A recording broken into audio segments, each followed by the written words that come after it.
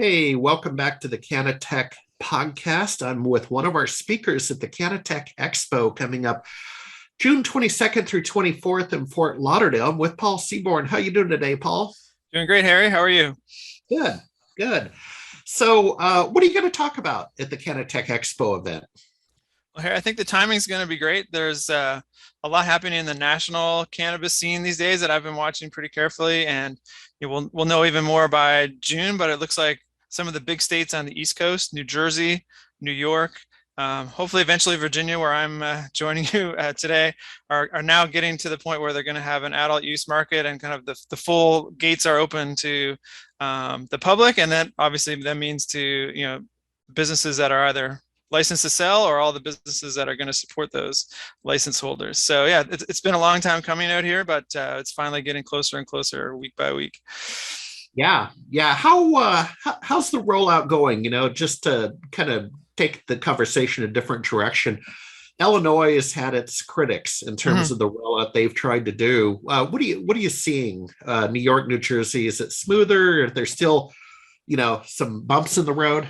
No, there's definitely some bumps in the road, and I think one source of the bumps is a lot more people have an opinion now when a new state is getting ready to roll this out. Back in the early days, no one really knew, otherwise, so they were, more patient or more open to whatever the state was going to do. Now you've got people on every side, who say that, we want it faster, we want it slower, we want more licenses, we want fewer.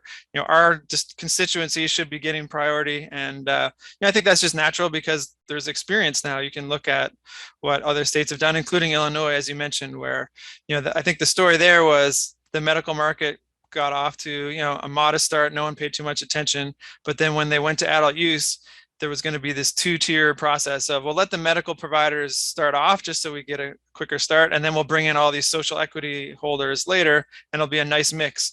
And the first wave of medical holders jumped right in, sucked up an enormous amount of volume from in-state and neighboring states. And then the whole social equity piece got stuck in COVID and litigation and fights. And so it was kind of the second part never really happened. And so yeah, those states I mentioned are now going through some similar things. So the big news in New Jersey was they're also going to prioritize the current medical dispensaries just to get going. And so that wasn't clear until this past week or so.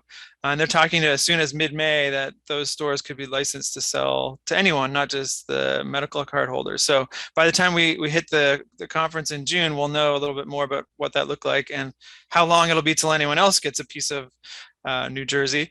And then in New York, again, I think a lot of people that support the industry, that want to sell to the industry, their main question is like, who's going to have the license so I can go, knock on their door? And the twist in New York is that they're going to prioritize people who have had a conviction in the cannabis space previously to Yeah. get early licenses. They have a term they're calling justice involved. So someone who is justice involved would actually get priority for an adult use license. So that's really interesting. It hasn't really been done that way before, but it kind of changes who you would be trying to connect with and think about as a partner.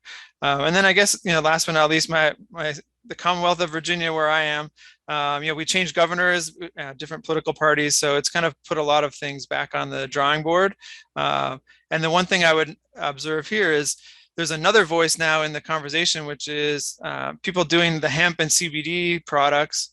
They've never really been in the discussion at these state cannabis licensing tables because it's not really part of the state system. It's a different thing under the Farm Bill, more national. But they're here, they have storefronts, they produce products, they feel like they're doing a good job for their customers. And now they're saying, what about us? We want priority when Virginia opens up licenses as well. So again, that's kind of the focus that I have, is the big picture, thinking about which states are coming on, how the rules are going to be, good or bad for different parties. And it's an exciting time right now for me, for sure.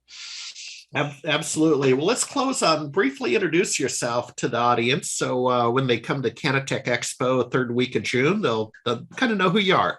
Yeah, so they might notice a slight accent, and it's not a Virginia accent; it's a Canadian accent. So I'm originally from Canada, and passed through the University of Denver as a professor for a number of years, and that's also your alma mater. So that was a great way to connect with you, Harry. But yeah, a couple of years ago, I had an opportunity to relocate to University of Virginia and be here on the East Coast. And so I'm a management professor. I study, strategy and how business and governments come together, and what better place to focus on than the cannabis industry. So that's become a real priority for me. And yeah, back in my previous life, I was actually an IT consultant at IBM. So it's kind of a fun trip down memory lane to hang out with a whole bunch of people who know a lot about technology these days, and could code circles around me and teach me a lot of new things, I think. So.